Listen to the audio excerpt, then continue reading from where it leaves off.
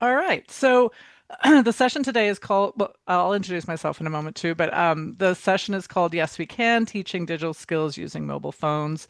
And I've been doing professional development around using technology in adult education for many years. And maybe 10 or 15 years ago, this was one of my big pieces was on using mobile phones because I felt like we learners had mobile phones and in many of our programs we don't have labs or we don't have computers available to us all the time.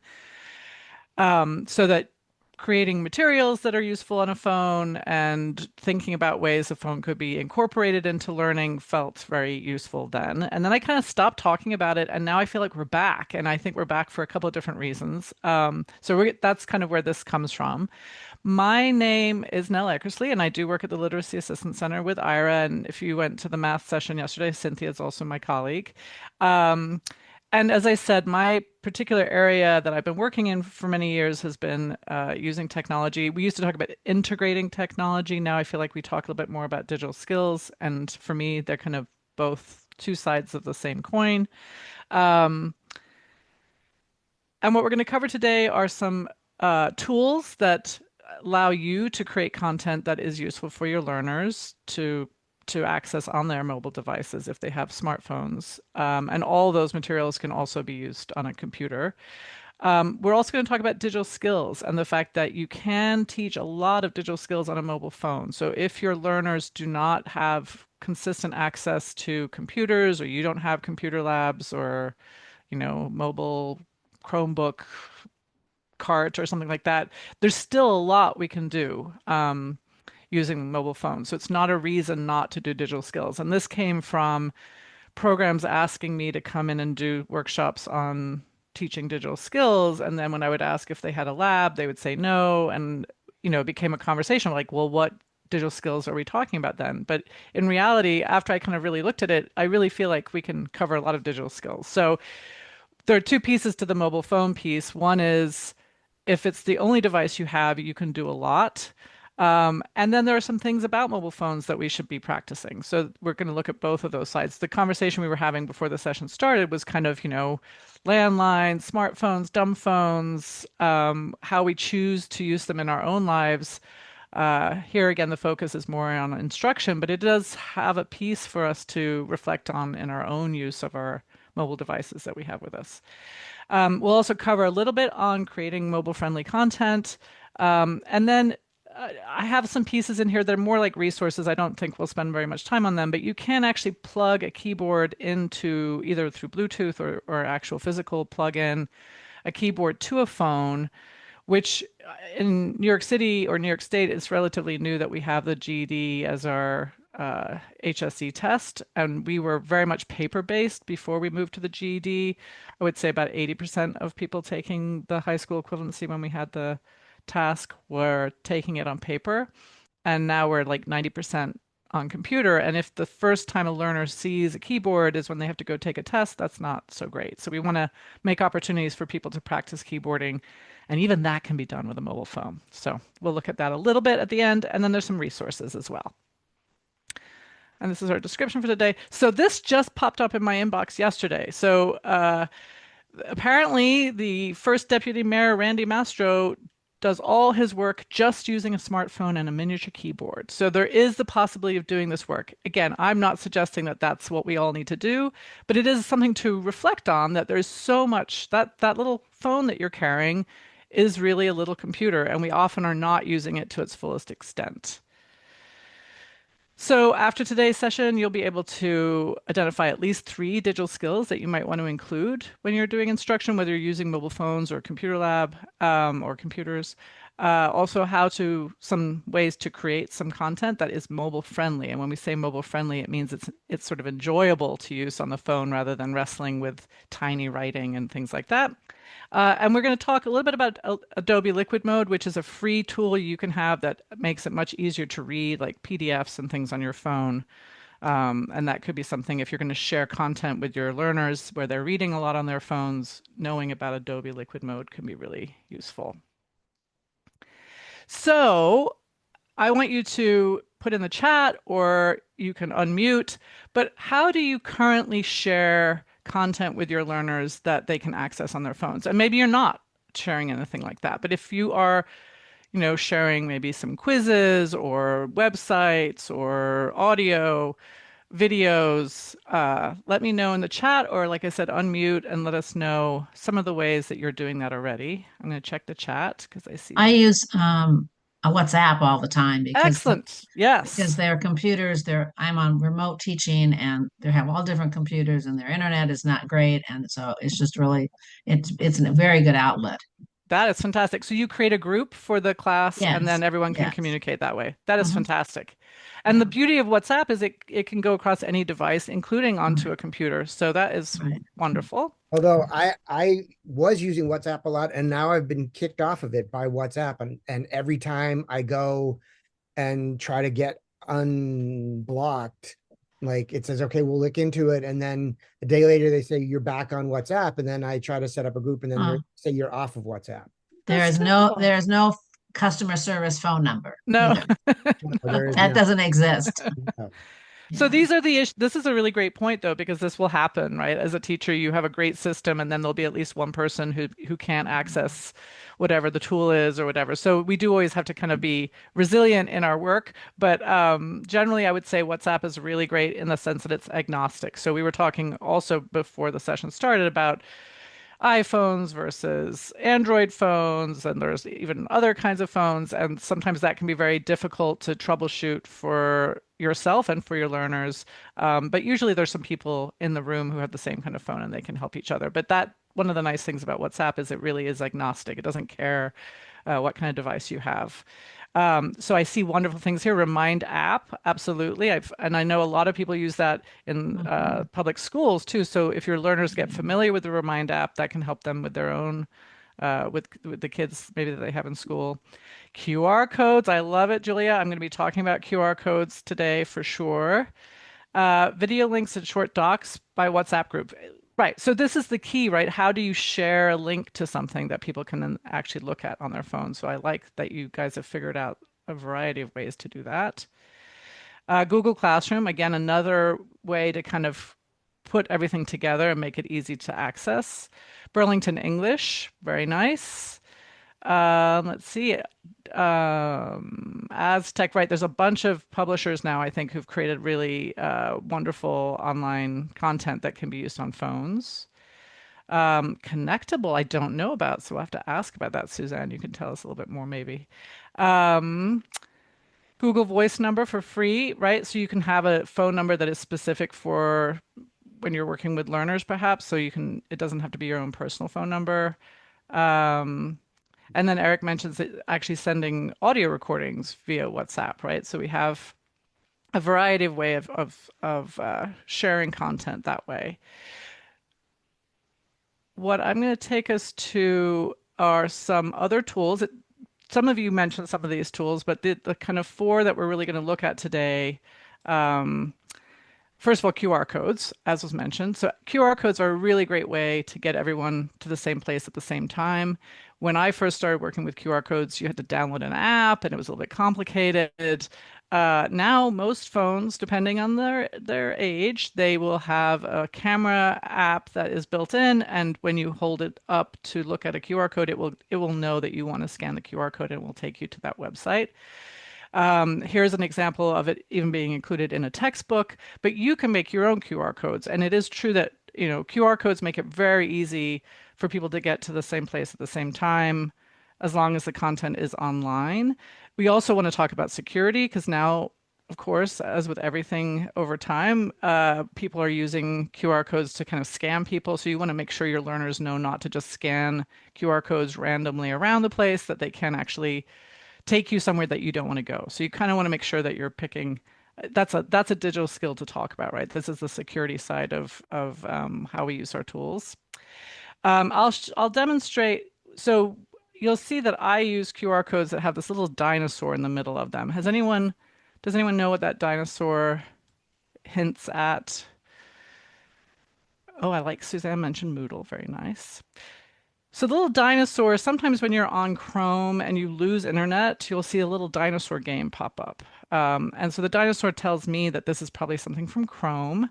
So I'll show you very quickly Let me get out of my slides. Okay. So if I wanted to share this document with you via QR code, when I'm in my Chrome, so right now you're seeing my Chrome, I'll just go to a new page so it's not so confusing. When I'm looking at my Chrome and I look up at the top, there are those three dots that tell me there's more stuff there, right? So we call that sometimes the skinny snowman. But those three dots are always good to explore. So if I click on that, and I scroll down quite far. So almost, I think it's like the fifth thing from the bottom. There is an option that says cast, save, and share. And if I go to the little nesting menu that pops up when I scroll over that, I can come down here where it says create QR code. And by clicking on that, of course, now my computer's a little delayed. Let's see if it'll let me do it again. Sorry. So again, I come down, I scroll over that, I scroll down to create QR code. It really doesn't want to do it. Well, of course, on the day that I'm trying to show it. But basically, you would click on the create QR code. I wonder if I can make my screen smaller. Let's see.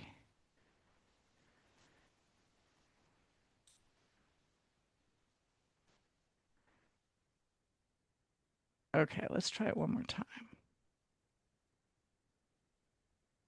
It really doesn't want to do it. All right, well, just know that you can click on this create QR code and a QR code will pop up. I have it also as a shortcut actually at the top here, so it's actually grayed out for some reason. So something's going on. But normally, when you click on that, you get a little box that pops up and there'll be a QR code there. And underneath it will say copy. And you can copy it and paste it wherever you need to paste it. So it's a very quick way to make QR codes. There Now, are many. now Suzanne Yes. was sorry. No, Suzanne was saying that you might need to go to an actual web page to do it, and not the. Oh, that's a great point. Look at that. Smarts. Thank you for Thanks, sharing Suzanne. that. Yep. You're absolutely right. So if I come down here now, look at that. It's not grayed out anymore. Thank you. There you go. Thanks, Suzanne. That was brilliant, Suzanne. So and now I learned something new, right? I can't just share my basic page there. So this is my QR code. I copy this, and now if I come back to my slides, for example, and I want to put one in here, I can just Control V on my PC, and I have my QR code ready to go. Again, there are lots of tools out there. There's something called Kwa. There's other. I have no special QR code maker that I think is better or worse. So if you guys have ones you really like, you share those in the chat. The key is it shouldn't cost money, and it shouldn't require you to give them any kind of data other than the site that you're trying to share with. But this one that's built in, and I actually think it's also built in. So that was the Chrome one. Safari and Edge also have them in there. So if you go to these slides and you click on the Safari or Edge, you'll see how you can create your own QR codes there too. A lot of shortener, bit.ly.com, for example, you can make QR codes that way too. So there's many different ways. But for me, as I'm in Chrome, usually this is my shortcut most of the time. All right, so now you know how I made my QR code. I would like you to actually scan that QR code with your phone so you can experience the joy of Flippity manipulatives. I don't know if you've used Flippity before. We'll look at it more in depth, but this is an activity I want you to try out. What I'm showing on the screen are the two different views. So if you were to go to the Flippity on a computer screen, you see that it is much more horizontal. But if you look at it on your phone, it's going to be a little bit more vertical. And I want you to sort these tools. You may not be familiar with all of them, so it might be, you might be guessing. But I want you to create two categories. There are category headers there, and then I want you to move the different tools into each of those categories.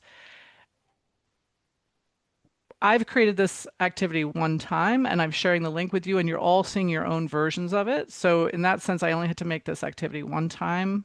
Um, the sort of downside is I don't get to see what you're doing. So if I wanted to actually get feedback, if I wanted you to show me what you were doing, we might have to talk about how you take a screenshot and you could share that with me, or you could share it. That's probably what I would do. I would have people take a screenshot and send it to me if I need to see their information. But what we're going to do is just talk about it together. And so it doesn't matter if you got it wrong or right, but you're doing the work to start with. So I'm going to give you a couple of minutes to play around with that.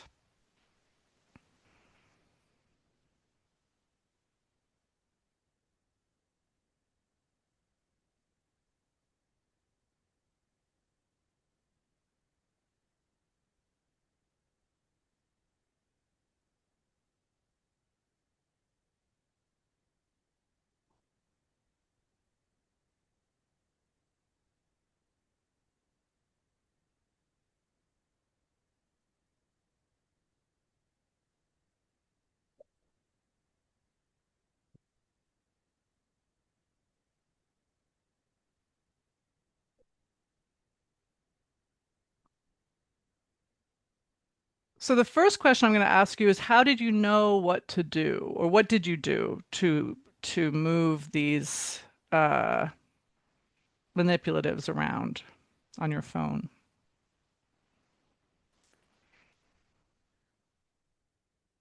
And feel free just to unmute or write in chat. Yeah, so some people are saying that they dragged it. They just Yes. You just tried it. I love it, Sarah. So this, right, dragging it, right? So something told you from your previous experience with phones, if you see a bunch of stuff like this, that maybe you can touch it, hold it, and drag it, right? So that's a digital skill right there. Um, and it's something to be aware of, right? If someone's never had a phone before, or, maybe it's always interesting to me when I work with people who maybe are used to using tablets and they try to do touch screen on their computer screen, or vice versa. Maybe they've never had a touch screen and they don't know that you can move things around. So we want to, that's the first step, is that we notice that we can move things around. Um, so the two categories, again, I kind of gave you those two titles. So we have apps that let you add your content and apps that come with content baked in. I guess that got shortened. So I'm going to move that over here and I'm going to put this one over here. So that's what that meant, right? So apps with content, meaning they're great tools, but they already have the content in them. And then the apps that you get to say what goes in there. So you can make it more personalized to your particular students or what you're covering at the time. So Khan Academy, which one do we think? Does it come with content, or is it something where you put your content in? And Right, it comes with content. Yeah, exactly. Lots of content, more and more content, in fact, right? So that's a fantastic tool and very mobile friendly. So if you, as a teacher, find content there that you want your learners to go to, it's very easy for them to interact with that content on their phones. Flippity, we just used. Which would you say that is? Comes with content, or you add your own content to it? Add content. Fantastic. I'm seeing it in the chat. So yeah, Flippity is a blank canvas. There's lots of tools there, but you get to decide what the content is. So here I put in these terms. If you were doing it, you could do a math problem with this. You could do anything you want, right? So absolutely, apps that you add your own content. Duolingo content. comes with content. Fantastic. We Speak New York City. You might not be familiar with it. Um, It does come with content. So We Speak New York City is, or I think it's just New York actually, but it's a online content, videos, works. Yeah, so wonderful tool to go check out. How about Kahoot? Add content. Yeah, Add your content, right? You can I love personalize. Kahoot. Yes, Kahoot's fantastic and very mobile. Lots of new ways to use Kahoot now, and Yeah. very mobile It doesn't centric. matter how old you are, like whether you're a kid or an adult, a kid, oh, love them. My students love them. I love that. We're going to talk about that, right? The gamification aspect of this. So that's fantastic. Quizlet, to add. Add content. add content. And again, has a lot of gamification in there. So you can play around, people can practice for a long time and they might enjoy it because there's a game component to it. How about Newsela or Newsela? Comes Comes with with content. with Comes with content. content. Yep, Mhm. beautiful. How about Google Sites? Oh, Comes add content. Add content. Mhm. Fantastic. And Padlet, Same. and add. right? Those are great tools for us. And then Desmos. I'm going to put it Hey kind of in there. between. Has anyone used Desmos? Cynthia might have talked about it. It's a math tool, but it has a lot. You can really play with using it to, get a sense of whether people are feeling happy or sad. Like you get to move things along a measuring tape or whatever. So Desmos is I'm going to put it in between because I think you can put your own content in there, but it also comes with a lot of stuff built in. So we have a lot of tools in both of these areas. We're going to spend a little bit more time on the ones where we get to put our own content in because those other ones you're probably more familiar with, or you go in and check them out and it's already there for you. So you'll see here we have a few other ones that we talked about and links to them. So if you want, like, for example, We Speak New York, you can certainly go check that out from the links here. So Flippity we just looked at, and Flippity is really particularly useful, I think, around gamification. It gives you programming functionality that makes it possible to turn your content into games or into random clickers and things like that. So, and gamification is important because we do enjoy it, and people will spend a lot of time. I don't know if you've played video games yourself. I'm not a big video game person, but I have watched my niece who would throw her hands up in dismay and run away from some problem in her homework and not come back to it. I've seen her sit and play a video game and get frustrated, leave, come back again, leave, come back again. Like, this sort of real desire to overcome whatever the obstacles are. So gamification, when you can include that into the learning, it often makes people more excited about trying things for long enough that it's really gonna get into their heads. So Flippity is a free tool, and you don't need an account to use it. And it comes with a lot of different tools. So not all of them are mobile friendly. Even the one that I shared with you, you probably got a little pop-up that said it might not work on a small screen. So not all of them are going to be the best things for that. Oh, it wants me to go there. Let's see here. And it's very Google centric. So the idea with Flippity is, so it's flippity.net. There are lots and lots of different tools here. You can look at a demo if there's one so the Flippity Manipulatives is the one we use today. You can make a bingo game, word searches. They even kind of created like a Wordle version. And the way it works, check out the demo first, because then you get to see how it works. But then you also can you can also go into the instructions section, and that allows you to personalize it even more. So here you would get to put in your vocabulary if you wanted to, but there's also a fancier version down here where you would actually often create a Google Doc or something to put all your content into. But it's very easy. And then you share that link with your learners, either through WhatsApp or a QR code or whatever.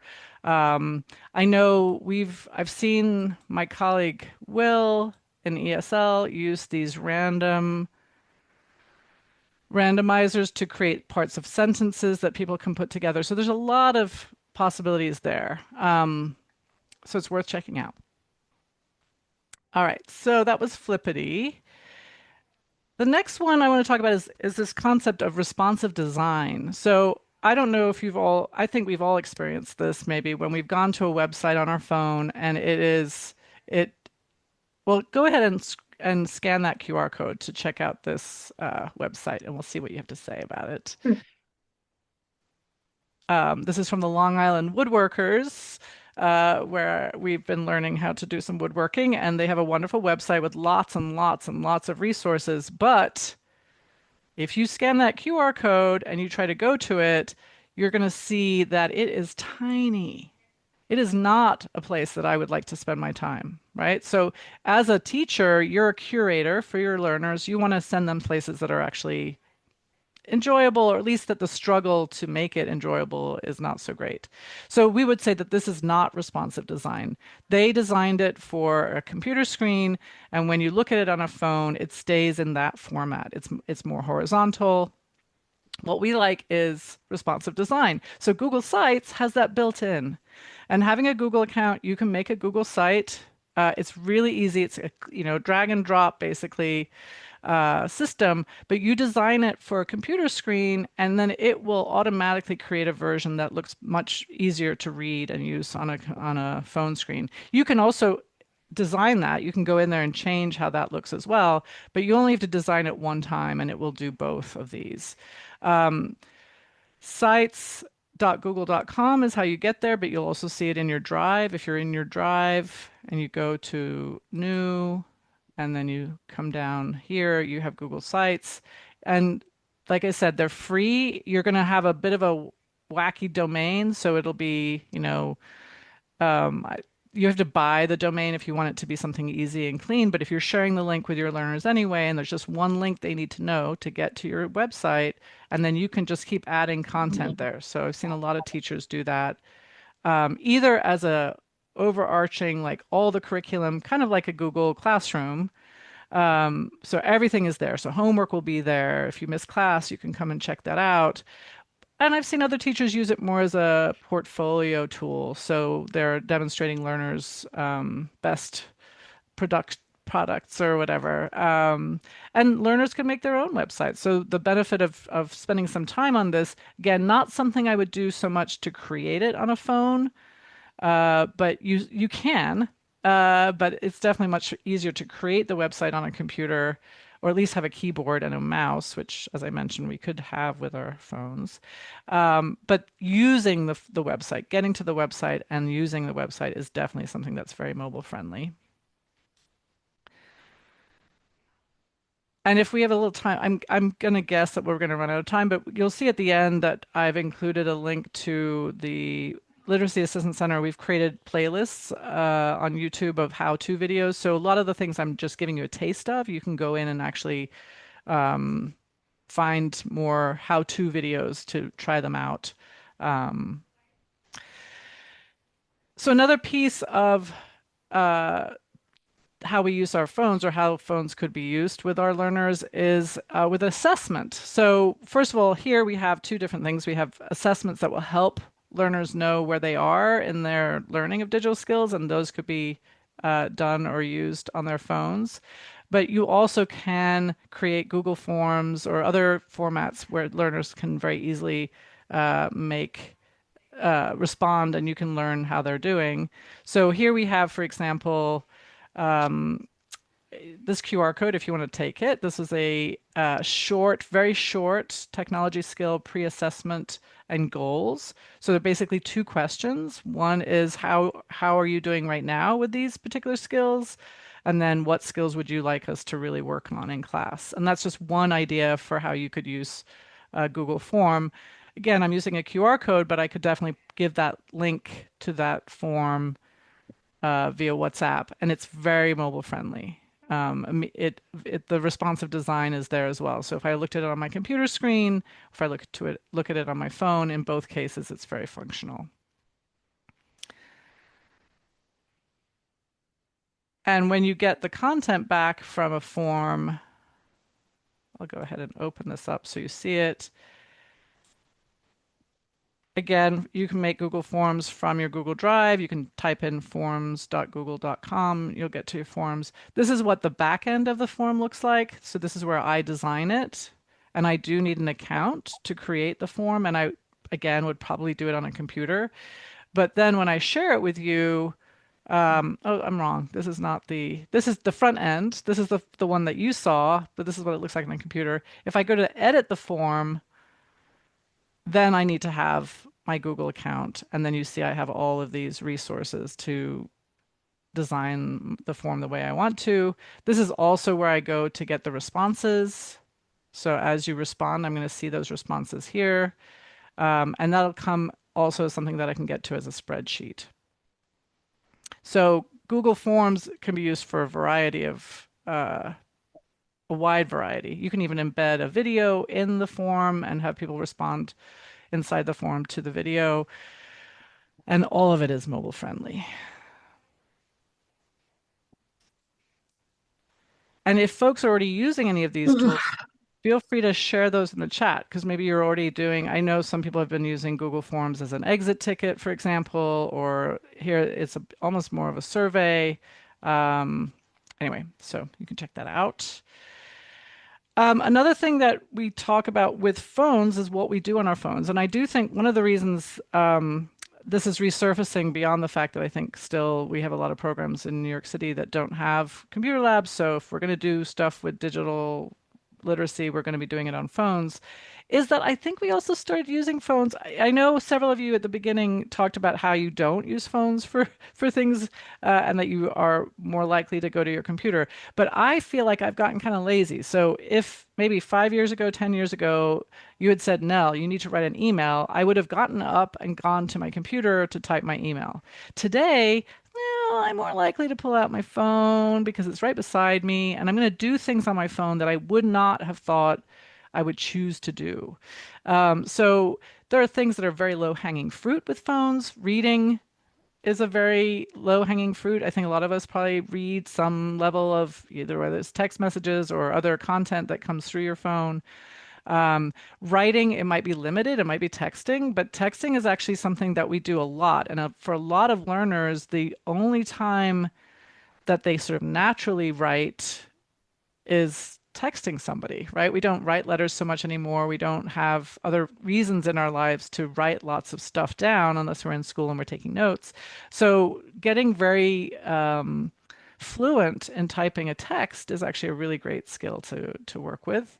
Obviously, watching videos. I remember years ago going to a conference and having someone say, and I have seen that people like to watch videos on their phones, and that was early days. Now, I think again, probably it's where most of us have watched videos, or if we use YouTube, many of us are using YouTube on our phones.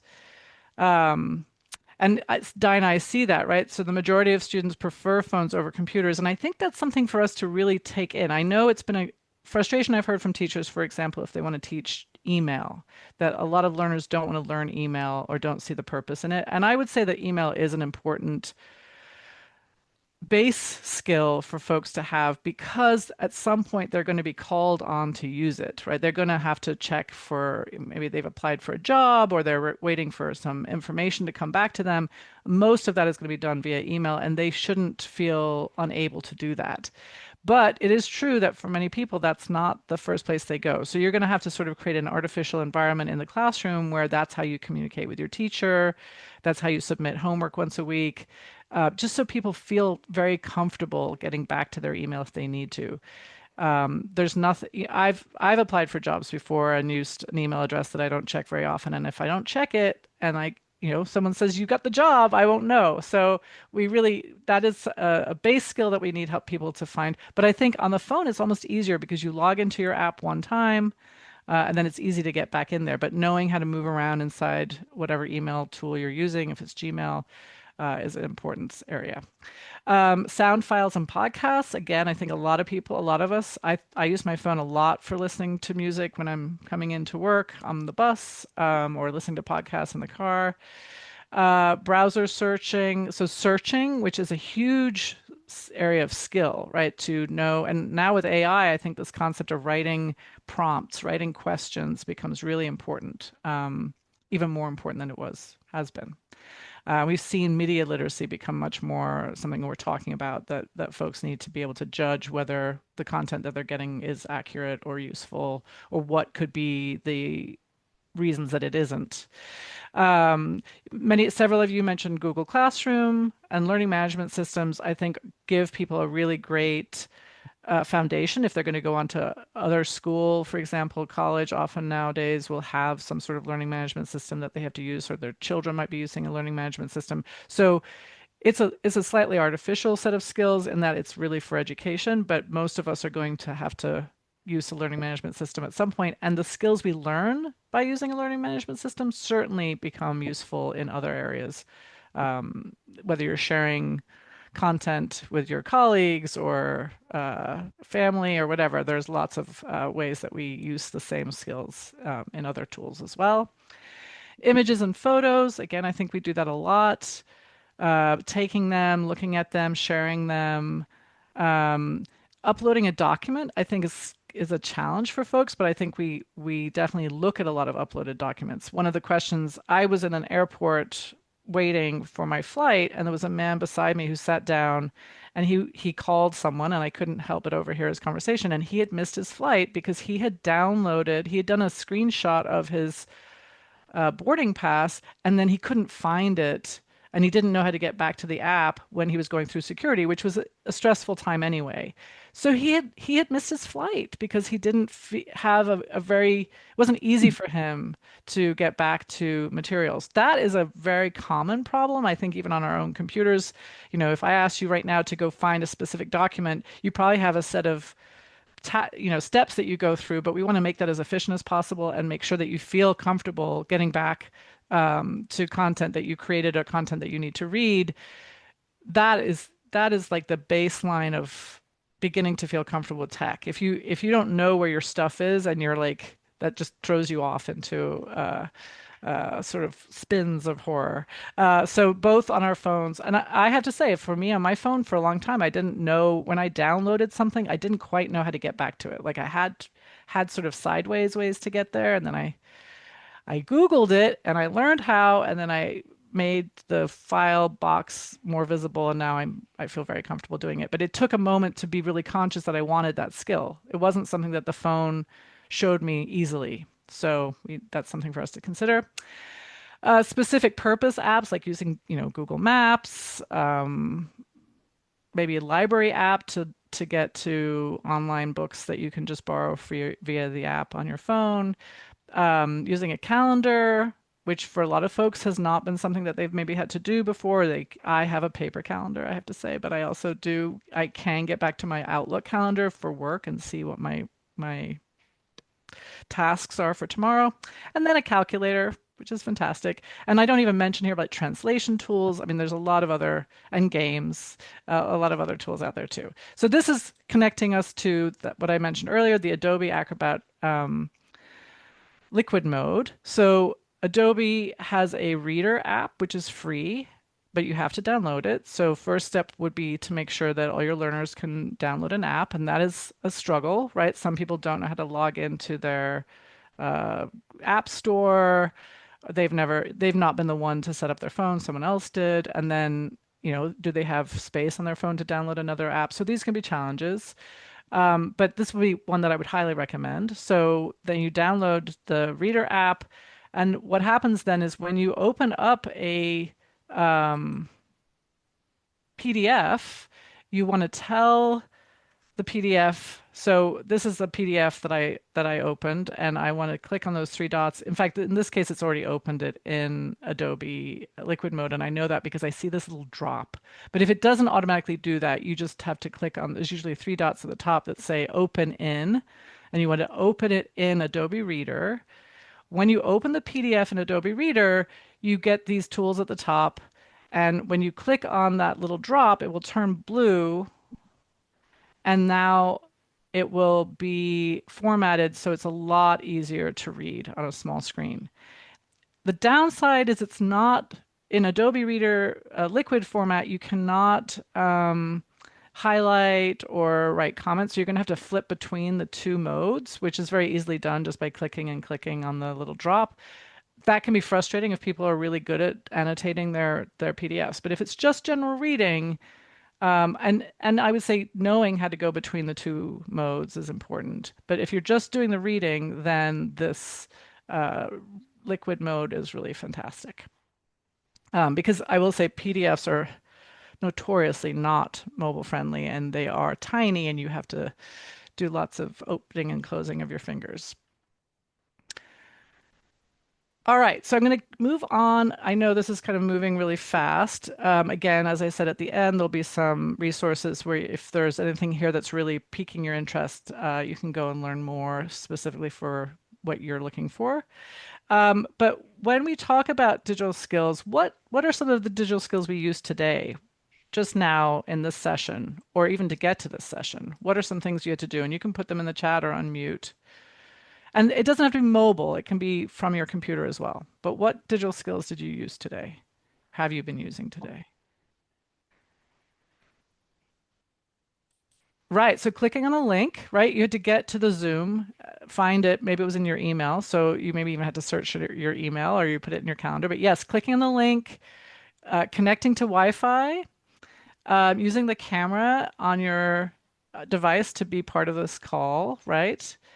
Very nice. And then what are some things that we've done together during this session? So some of you, I don't know if all of you did it, but we were looking at um, when you guys did this activity, right? So there's downloading an app, accessing QR code, right? We did that quite a bit today. There were several opportunities for that. Typing in the chat. And some of you did that, you moved around your little pieces here when you were doing the flippity piece, right? Dragging and dropping, beautiful. Messaging apps, yes. So we did a lot today.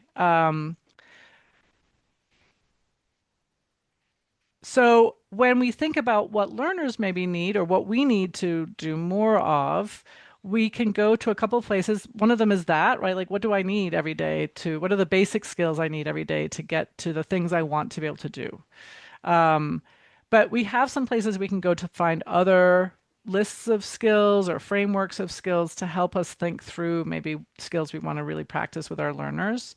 So North Star Digital Skills is an assessment that's free, but they also have standards that they've developed to go along with their assessments. And one of the sets of standards that they have is phone keyboard basics and logging in. So these next 3 slides or 2 slides take you through, I think there are 21 skills that they think are important if we're talking about using our phones. And they're things like lowercase letters, uppercase letters, installing an app. I mean, some of the things we just talked about, right? So that can be an area where you could do, when we did this little survey about pre-assessment and goals, you could create something like this that would go through all of these skills, and learners could identify the ones that they struggle with, and those could be the ones you concentrate on in class. But you as a teacher could also just decide, we're going to practice all of these, and if people have no problem, we'll just move on, right? So if they're sending you a text message, using WhatsApp, are they using lowercase and uppercase letters? Maybe you want them to attach a photo to WhatsApp, right? So you can practice these skills pretty easily just using some of the things that you're probably already doing. There are some curriculum tools that have been created. So Digital ESL, which is an open educational resource, specifically talks about phone skills, and you'll see that it includes dealing with uppercase and lowercase letters, creating a QR code, or using QR codes. So that's a great resource that's free to use. It's aimed, I think, at lower level ESL. So if that's who you work with, but you could certainly take it and make it something that would work for higher levels as well. Digital access and resilience in Texas. So DART is another tool, and you'll see this is a bigger, a broader curriculum, but it has a section in it that's particularly about keyboards and security. And all of these could be done using phones. And then one that I just learned about is created by in Canada, again, specifically for phones. So these are the smartphone skills. So they're specifically about using phones, digital skills associated with those phones, but those skills are often something that would also work in the broader context of using computers as well. So again, you'll have access to all of these, and these are all free and online. I think they're all aimed kind of at ESL students, but certainly, again, you could use versions of them, I think, with any learners. So I've already mentioned the word curate earlier because it sounds like a lot of you are doing this, and I think it's part of our role as a teacher. When we think about technology today, digital skills today, we are talking about kind of 3 areas of work. And the first one, if I asked you all right now to say if you have ever watched a video on YouTube, I'm going to guess that 100% of you have. I have had one workshop where one person had not seen a YouTube video, but that changed by the end of the session. So we're going to say about 100% generally have watched a video on YouTube. We're going to say that's consuming. So we're really good with consuming. We're maybe not good in that we consume when we shouldn't, but we have the ability to consume is something that both the internet and the people creating content make very easy for us to do, and that we're pretty willing to do. So this is content that someone else has made that we are willing to participate with. As a teacher, we consume content. We learn how new things. Today, we're consuming content. But we also create content, right? So now, if I asked about videos, how many of you have ever made a video and put it on YouTube?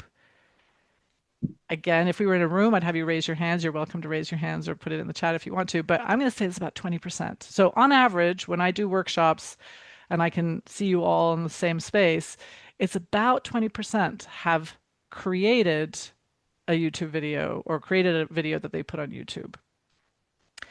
And then the last piece of this is curation, which teachers, we are major curators. We are the ones often deciding, mostly deciding what the content is that our learners are going to interact with, how they're going to interact with it.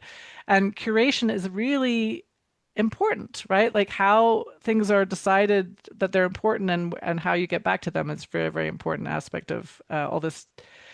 When we talk about technology today, we talk about information and communication technology, right? Because technology is a very broad term. So information and communication technology is, think about the amount of content that you just have flowing over you compared to 15, 20 years ago, where, you were happy if you got junk mail. Maybe you weren't happy if you got junk mail, but we just are constantly bombarded by content. And so what are we doing with that content? Are we consuming it? Do we create new content or curate the content that's there?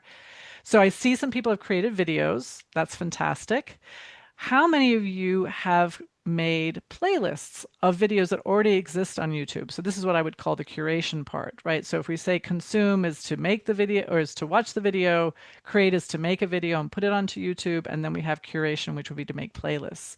And playlists are incredibly valuable because you don't have to do all the work to make the videos, but you will look at videos and you will say, this is a good one. This one does explain the thing I want. It is accurate. I'm going to put it into this playlist, and now I can share the playlist link, one link, and the person receiving that link will have access to all the different videos I've put into that playlist. I love it. So lots of you have been doing this in really fun ways. So I see that, Larissa, you've been using it with class levels, so that's fantastic. And Karen mentions that she has for different languages, which is another piece of YouTube particularly, right? That you can find content in other languages for learners who are maybe lower level and you want them to learn how to do something on their phone. They could watch that video in their own language and then we could practice the English as well, but they could still have the skill from in their own language. Fantastic. So I'm not going to go into how you create playlists, but you'll see we have playlists that will teach you how to create playlists and also do these other pieces. But we want to be careful as teachers. We are often the people creating and curating, and we want to make sure that we include practice for our learners so that they are also being the creators and the curators. So everything that I talked about today, for you as a teacher to create content for your learners, it's also time to consider, is that something that maybe the learners could also do for themselves? So they could create their own Flippities, they could create their own Google Sites, they could create their own Google Forms. That those are skills that they should also be using, not just you. Now, can I? Yes. So as an experiment last year, I tried to create like a ESL news video where Nice. I would read a story and then the story would have sort of a grammar point and a vocab point around like an actual news thing. There was something about, there was some floods and, terrible sort of stuff. And then I would have like a little mini sort of lesson, targeted lesson. And then I would show the video again with, I think that in the first half, I would have it subtitles so that they could listen to, and then the second part, no subtitles, just use your listening skills to try to do it that way. It's a lot of work. And so, do you know of any examples? I'm now intrigued by the thought of like getting my students to also work with me to make like ESL news stories. Do you know of anybody that does that I can look at? I don't. I know we have one example of a program. There's a guy who is making a lot of videos with his learners, and I can share that link to his. I don't know that I have it on here. Maybe I do. Let's see if we get there. Um, I don't think I have it here, but I'll add it in. Okay. Basically, he's done a great job both of making videos for his learners, but then he has a lot with his learners in them as well. Let me see, is it here? I don't think so. But if you go to um, so the LAC YouTube playlist, so this is slide 48. This is all our playlists, and I'm pretty sure I've added in there, but like I said, I'll add that link in here. Video is a lot of work. I think the bonus of video is that obviously you make it once and then people can look at it more often. The news video that is very close to what's happening right now can be a little bit, it might not have the same lifespan as a video that's on something else. But I think the idea of having learners, create their own videos on whatever is happening right now in the sort of version of a newscaster or something would be really interesting. Yeah. Okay. That's And I'm inspired see me to some, go back to it. yeah, no, that's really interesting. Um, all right, let me go back up here. So we're not going to take time to do this, but you're welcome to come in here. It basically asks you to think about the ways that you might be using mobile phones yourself to do those three different pieces, right? What do we consume on a phone? What do we create on a phone? And what do we curate on a phone? For example, Google Slides is an example where I would say I would never ask people to create Google Slides on their phones, but I actually have an example. We have a Google Club that meets once a month, and we just had our show and tell, and one of our longtime members does an amazing project, both with low level and with kind of intermediate level ESL learners, where she creates the slide deck.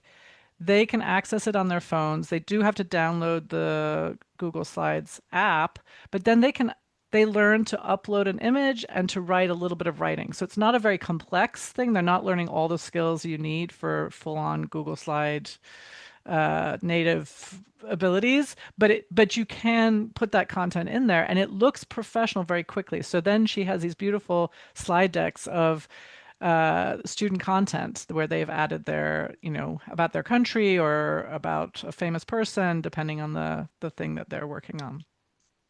But you do want to think about that, right? What kind of content is easier to use on phones?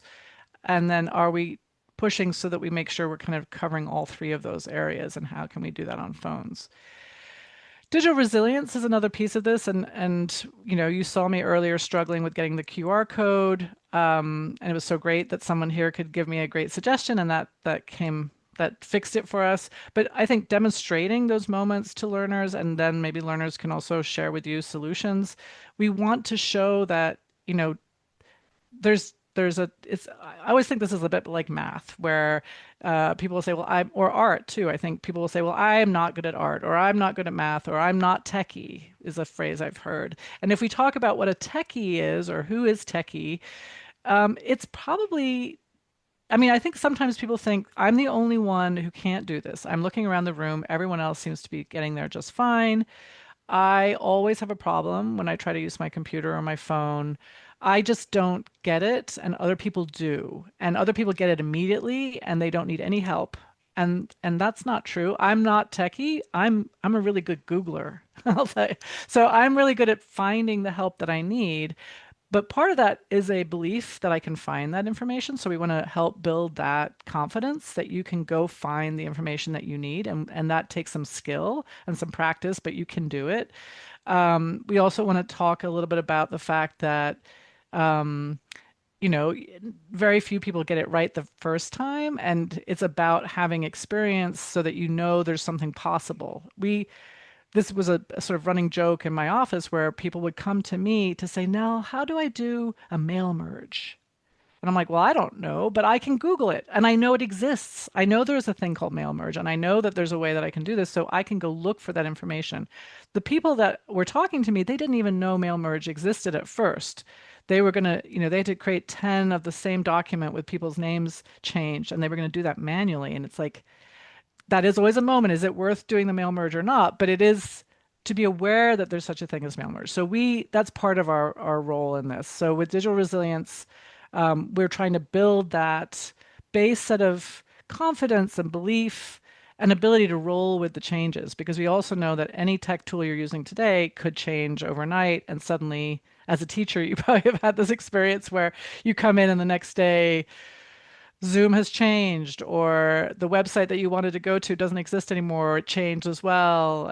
And so, what do we do then? And noticing if with math, there's a lot of habits of mind that they'll talk about. And I'm very interested in working with my colleague Cynthia to kind of really flesh out how those habits of mind could be used also in learning digital skills, because so much of it, one of the habits of mind is noticing patterns, right? So if you're doing math, noticing patterns is really important. Well, the same thing here. Did you know that if I go to my slides and I go to this file menu, that this file menu is really, really similar to if I go to a doc, let's see if I have a doc here. So this is a Google Doc. If I go to this file menu, and I've done this exercise where we'll have the file menus from both and we'll compare them, and you'll realize that if you're feeling pretty good about Google Docs, but very kind of weak on Google Slides, if you look at this file menu, it's almost identical. So you know a lot already, right? So noticing what is different, what is the same, what do I like again in Google, the plus sign is almost always new. Make a new one, right? So you know that now across all of these tools. That's a huge set, bit, knowledge that you have that I think can help create that confidence. But it takes a moment to notice that. We often just fall right in and we have to do the thing, and the teacher is the tour guide. So taking a moment just to have folks notice all the things that are going on here and discuss what they could mean, or what do you think that would do, or click on it, see what happens, try and break it. Those are really big parts of working on the digital resilience. Okay, we have 1 minute left. So the rest of the things here, this is an activity where we recorded a voice talking about this photo, made a QR code we could put up on the wall. You could have each student do this, so you have like a gallery walk where people get to hear about something in people's lives. Actually, roller derby right here. So there you go. I do still love roller derby. Vocaroo is an amazing tool for recording audio that doesn't require you to have an account, and will hold that audio online, so it's really easy to access, and you can create a QR code straight from it. So you'll see that tool here.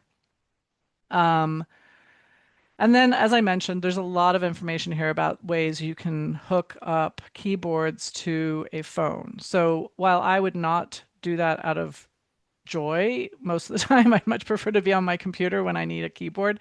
I could do it. I could carry a small keyboard with me, or I could have a classroom set of keyboards that could connect to people's phones, and we could work on typing. And so you'll see there's a bunch of tools here around typing, because typing, if you can get good at typing, it can really be a benefit in our world. I know we're all kind of good with our hunting and pecking, but I did take typing in junior high, and I'm not the best because I cheated early on and started looking at my hands, but I would love to be a good typist. So a lot of these typing tools will have great games on them for practicing your typing. There's All a right. there's a question or a thought from Karen. Yes. Let me scroll down. So, Karen, she has had her hand up, so you want to unmute yourself, Karen? oh, Yeah. Can you hear me? Yes, we can hear you. I just, I guess it's a question. I am on my phone right now, in the Meet. Yes. And so you provided the QR codes and asked us to scan the code. And you couldn't. Yes. And I can't. So for students who are on their phone, is there any other way to get to the...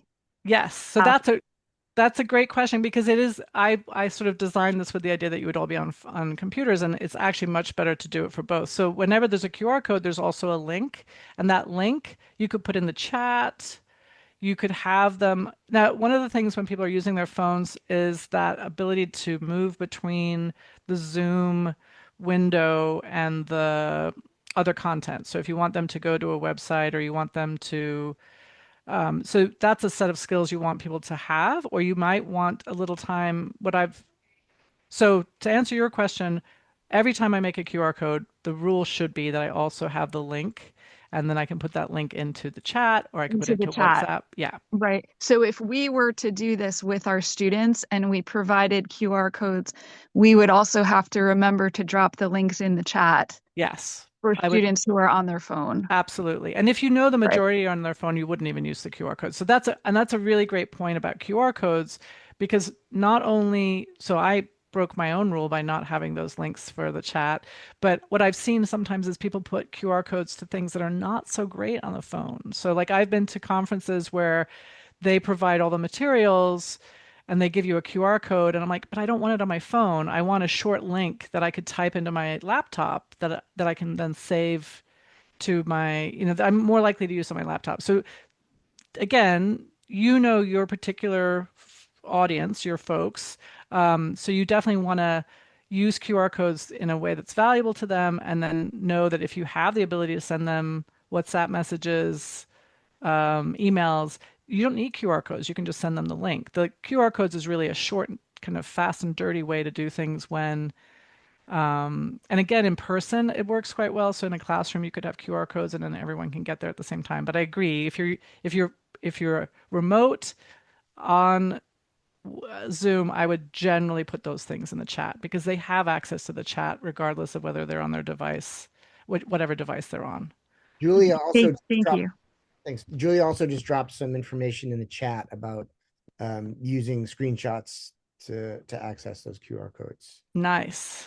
Yes. So open the same QR. Yeah, because that is another issue. That I love all that. In fact, I'll add that to the slides. That people don't know how to get back to the content that they got to via their QR code. So depending on the tool they used on their phones, I don't even know anymore where mine would sit. So yeah, knowing how to make bookmarks. Um, yeah. So yeah, I love that you just take a screenshot of the QR code and then scan it with something else.